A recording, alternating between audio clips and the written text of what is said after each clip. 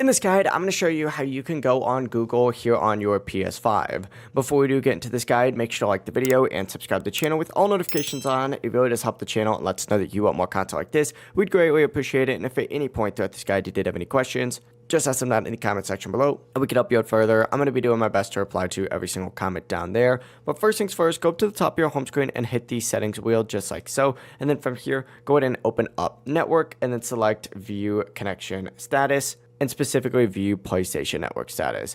Open this up, it's going to take you to a page that looks like this, and what you're going to want to do is actually scroll all the way down to the very bottom of this page, and there's two little things that you could go ahead and do. You could either go ahead and find this PlayStation tab, and in here there's going to be an About Us and Blog. You're going to want to open up both of these two pages. I think it's better on Blog, so I usually open up that. But once you're on one of these pages, just scroll down on the left-hand sidebar, and you're going to find a Stay Connected tab here. Go ahead and select YouTube and wait for it to load.